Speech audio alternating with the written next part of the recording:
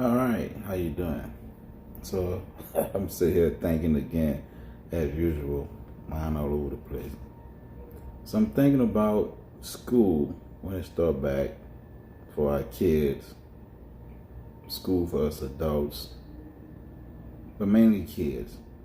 So school's supposed to start sometime, I guess, in August for some people, September. How do we know as parents that things are going to be all right in school?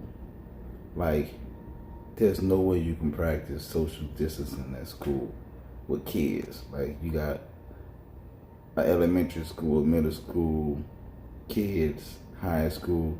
There's no way these kids are going to practice any sanitation or safety, anything, PPE, nothing.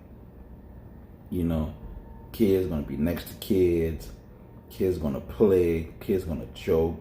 Kids going to be taking their equipment off. I mean, you in a small classroom.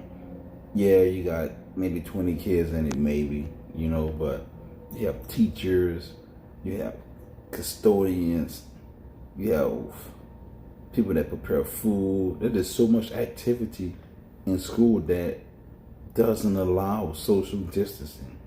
And how we as parents are going to know that our kids are going to be okay. They tell us that the kids are not having corona. But we don't know that for sure. I mean, the media tell us all type of bullshit. So we don't know if kids really can get it or don't get it. But kids could be hosts. They could be carriers. And they're in contact with teachers, bus drivers. They go on field trips. They're in public places too. So like when school start August, September, there could be another outbreak of this, but even worse. So like, what's the solution? Do you go?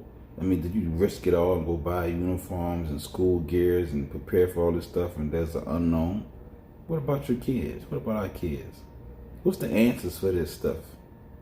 Do we have to look for babysitters? I mean, if they're going to be online school, how can we do that if parents have to work? Parents can't take off from work to make sure their kids are doing Zoom or online classes or Google homework or Google Classroom. Like, this stuff should be being put out right now because it's only a few weeks before the kids got to go back.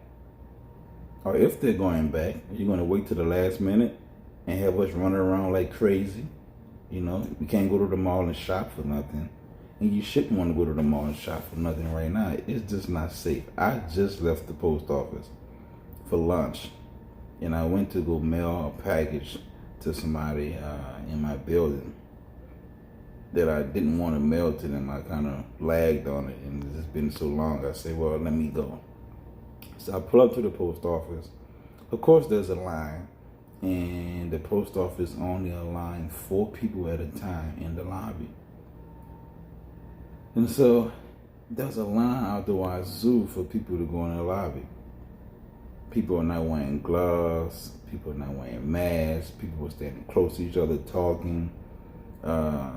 Even one of the attendants didn't have on PPE when you went inside to mail your packages. Like it's all a joke now. Like, you see the city open. Okay, it's open, but people not even respecting other people's health, man, their life, man. I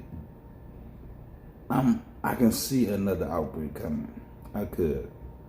Everybody rushing to get that dollar, and nobody worrying about anything anymore. They're like, it is what it is, but it is what it is, but it don't have to be what the outcome is going to be. You feel me? Like, respect people, man. Respect people's life, man. Like, don't rush back to normal, whatever that means. You could risk in your life and other people's life to practice social distancing. Stay in your zone, stay in your circle. Forget all that other crap. And us as parents, we have to figure out what we're going to do with our kids, man. We can't wait for the state to tell us what they're going to do. And if the state do say school is open, do you risk sending your kids to school not knowing? I mean, real talk, So that's stuff you got to think about this little couple of weeks, Ponder that for a minute. You know, we have some questions we need to ask the school system, you know, the government, even our jobs. Like, if this school is closed, like, do our jobs or our jobs going to do anything for us in a sense of, you know, hey, you don't have to work 40 hours a week. You can work so many hours a week, and, you know, you can have class day with your kids. For example, say if teacher XYZ said they're going to do English and social studies with your child on Wednesdays. You know, maybe your boss can give you Wednesdays off, you know, a paid day off if you stay home and work with your kids. Maybe. But that still doesn't beat the fact that there's other days in the week and you can't be taking off from work. Who's going to watch your kids? Who's going to pay for that? And how do those the people that will watch your kids, how do we know that they're safe? They're practicing cleanliness or doing the things that you have to do to be COVID free.